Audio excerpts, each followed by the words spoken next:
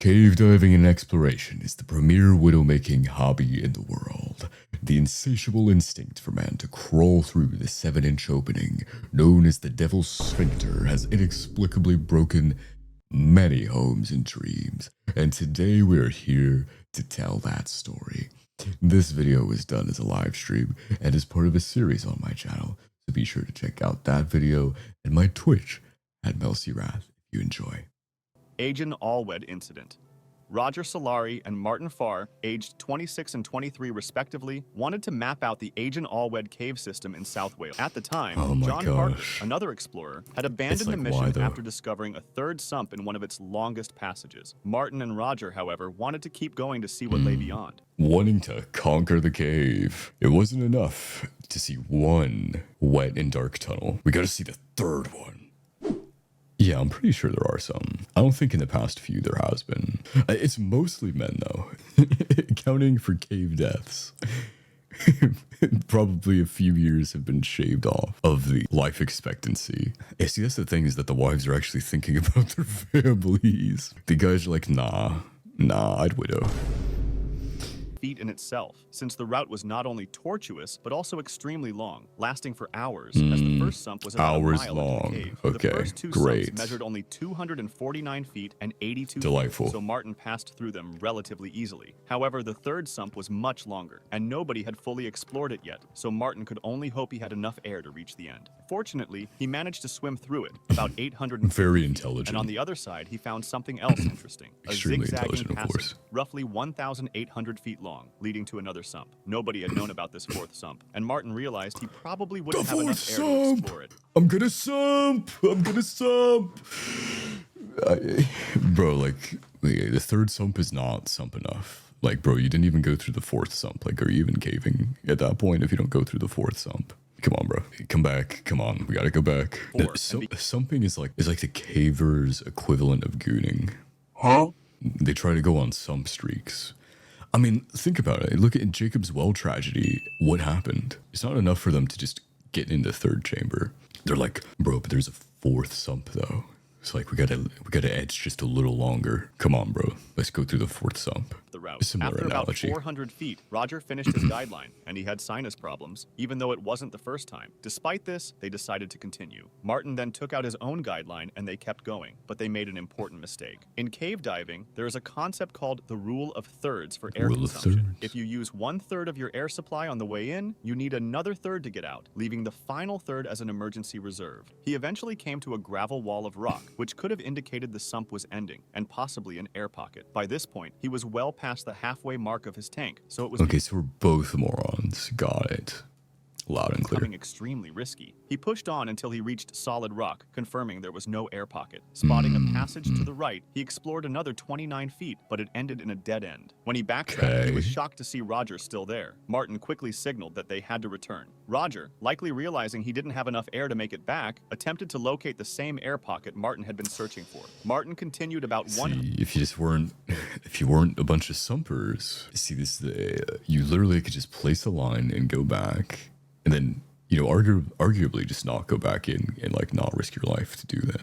But, you know, that aside, if they weren't just like chronic sumpers, but they are chronic sumpers, his main tank ran out, and they're going to pay the price. To a reserve tank. That would give him only about 300 feet in sump 4 and another 850 feet in sump 3, barely enough. However, he had previously placed a partially filled tank between sump 3 and sump 2, and he aimed to reach that. After 20 minutes with no sign of Roger, Martin realized that if Roger had surfaced from sump 4 at that moment, he likely wouldn't have enough air left to get through sump 3. After an hour, Martin was certain Roger's air had run out. Martin entered the water again and tried pulling the guideline to make it tense, but it didn't. It was no longer connected.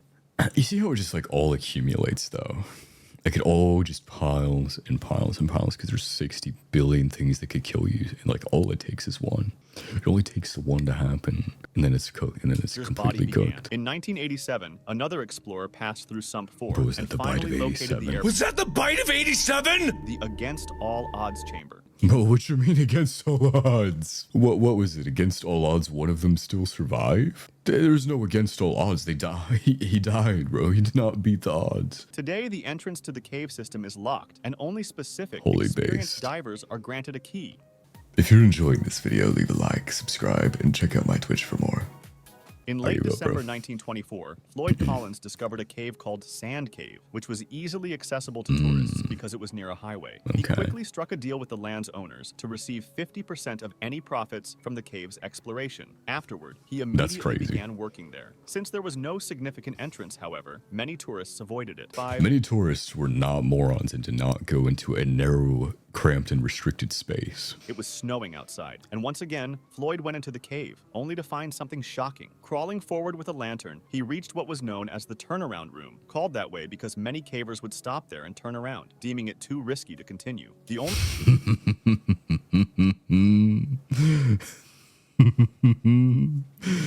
Bro, it literally is Walter White, bro. I would never turn around here. What am I, some beginner caver? Was through a tiny narrow hole called the squeeze, which measured only 9 inches in height. I understand how big 9 inches is. You can't even... You cannot move. You cannot physically move. However, managed to push through. Beyond the squeeze... Of course he managed to push through. Bro, and how are you gonna come back? He saw a narrow pit dropping about 10 feet. He went down... Oh, just a casual 10-foot drop, of course. Squatting down, he removed the... Like, see, here's the thing that's crazy. Is like, we're not even at the part where he dies yet. But you can see, like, how he almost certainly would have died in both of those situations. I mean, bro, if you break your legs in there and you don't have the proper support, like from that 10-foot drop, or even if you just sprain it enough and you, like, don't have the equipment to get back, then it's over. You just die instantly. Remaining rocks and debris, and finally saw an opening into the main cave. He tied a rope in place and descended an 80-foot drop. Bro, how are you gonna say main cave? From the cavern floor, he was amazed by the sight, but noticed his light was starting to dim. Wanting to avoid being left in the dark, he climbed back up the 80-foot drop and began returning, moving backwards and pushing his lantern with his shoulder. Unfortunately, his lantern slipped into a tiny hole and shattered, leaving him in total darkness. Because the cavern was extremely unstable, Floyd knew he had to move carefully to avoid dislodging loose rocks. Oh, of course. Of course. There we go. Fell onto his left leg, trapping him. He tried freeing himself with his right leg, but the more he moved, the more rocks tumbled down, further wedging him in place. It was 10 a.m. Now he's dead. And he began shouting for help. Now he's dead. Someone would hear him. He now remained he's there dead. Yeah. Oh, knowing the cave is extremely unstable, I'm going to cram myself into a tunnel that my body clears by 1 inch, and I will come back through it somehow without dislodging anything. Of course. No, of course. Day. And by 9 a.m. all in a day's work. Nearly 24 hours after he had become trapped, two all of the in cave's owners arrived with their 17-year-old son, Jewel Estes, to check on him. Before long, the two owners turned back because the passages were too tight, but Jewel continued and eventually found Floyd. It's always, bro, it's so funny when there's a person that's not stupid. Here's the extended family that he's gonna leave behind by doing his caving. Watching the rescue attempt, Marshall and another man went inside to widen the passage, digging carefully so as not to send they don't need you alive for any reason. Floyd had previously asked the other brother to come along that day, so Homer felt guilty for refusing and did his best to help. He did reach Floyd, but a new problem emerged. Gotta get that trauma for all that extended family. Bonfires. The melting ice funneled water into the cave, creating mud and sending freezing cold water down toward Floyd. There we go. 8 hours with Floyd, his brothers had to rest. Upon emerging, Homer grew furious at the huge crowd, telling people to leave if they couldn't help. However, none of them listened. Reporters began arriving. What I'm saying. Bro, cavers, when 2 inches of water seeps into the cave from any source, they're gonna get flash flooded and drown in a horrific fashion. Bro, at hour 123, the entrance to the pit collapsed, blocking any access to Floyd and cutting off deliveries of food and water. By hour 144, and see another collapse. And it's like, this could happen to you. This could happen to you literally. Well, maybe this is like the one place where they had some sense and people don't cave here. Like maybe they just don't have the caving experts are at a premium right now for entirely unknown reasons, of course. Well, there was a caving expert, wasn't there? There was the guy that is currently trapped and dying in the entirely collapsed cave because, All caves are totally safe and will remain stable at all times to dig forever. a new tunnel to reach him. Friday, February 13th, the men had nearly reached him, and one worker reported hearing groaning about 10 feet away. However, at 1:30 a.m. on February 16th, a worker reached Floyd and found him already deceased. Initially, Floyd's body was left in the cave. After some time, though, his brother Homer arranged for its removal and gave him a proper burial. Nutty Putty Cave. John Jones, a young... The Nutty Putty Cave. The Nutty Putty incident, bro. Bro, imagine your soul being claimed by the Nutty Putty Cave, bro. Decided to explore the Nutty Putty Cave in the Utah desert. My husband perished at the Nutty Putty. Which, by the way, how could you ever look at this and think, I need to descend down there at all costs? As he and his brother Josh used to explore caves around Utah. Even though it was the first time he would have gone into the Nutty Putty Cave specifically. The cave was considered beginner-friendly, as it was well-mapped. You know, I thought when we said Nutty Putty Beginner Cave, I thought we were just like combining those and like memeing. Because Nutty Putty does sound like a McDonald's play place baby cave.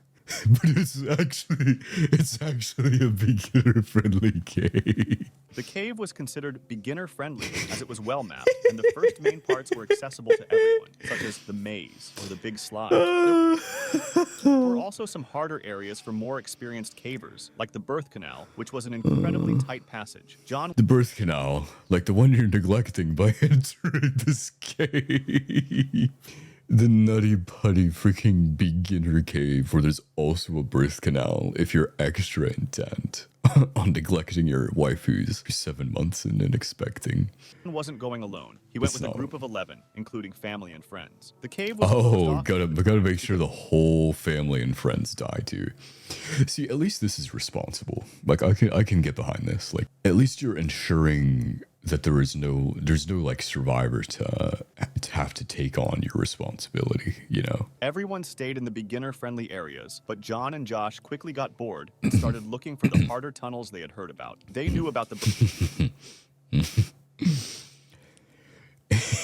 Yeah, these rocks don't give me the feeling of impending death that I'm indeed about to experience.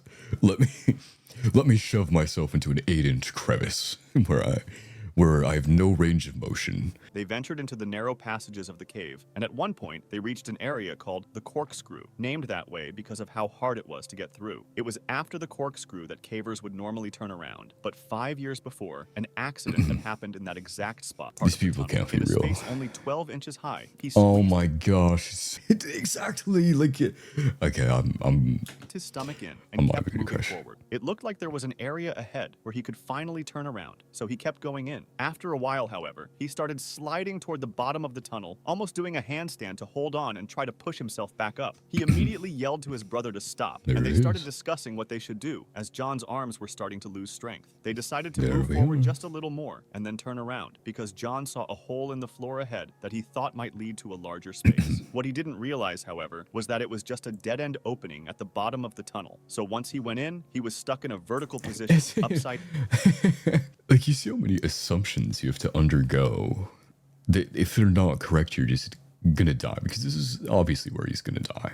He basically has to like just really hope that there's a big clearing available for no reason. Like, what reason is that just gonna be available there for you? John waited there upside down, and gravity kept pushing him further into the opening, with his chest getting compressed against the walls, allowing him to take only small breaths. The first rescuer arrived. That's what I'm saying. It's not. This is exactly what I was saying, is that like it's literally not even big enough for your body. Like, imagine 2 stone walls, so you have absolutely no, like, you're literally being put in the hydraulic press. Like, your bones are getting pushed into your body and like being strained to like cracking point.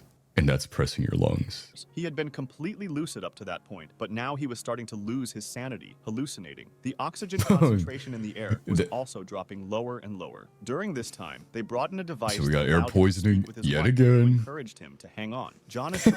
There she is. Honey, I love you.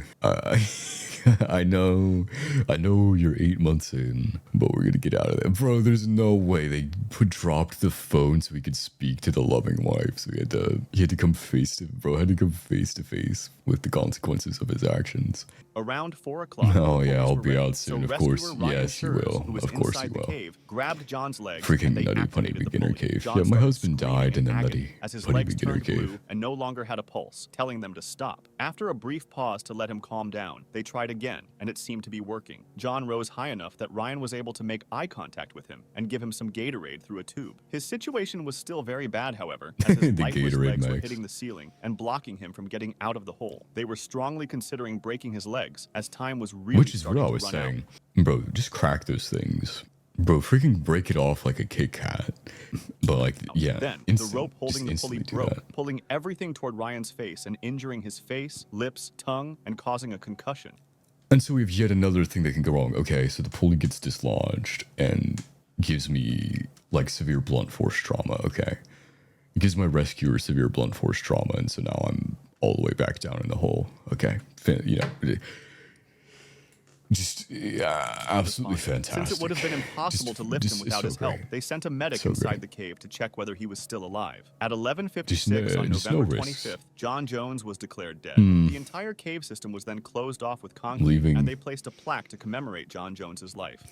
Leaving his loving wife to provide for her children. Thank you so much for watching, and thank you so much to the Pain Explainer for providing this video. His highly effective visual format and narration style are inspirational to me, and he covers a variety of interesting topics. You will not regret checking out his channel. If you enjoyed, we will be coming out with all types of content in the coming weeks, and really being active with this channel, so be sure to stick around and check out my Twitch as well for the hype moments and aura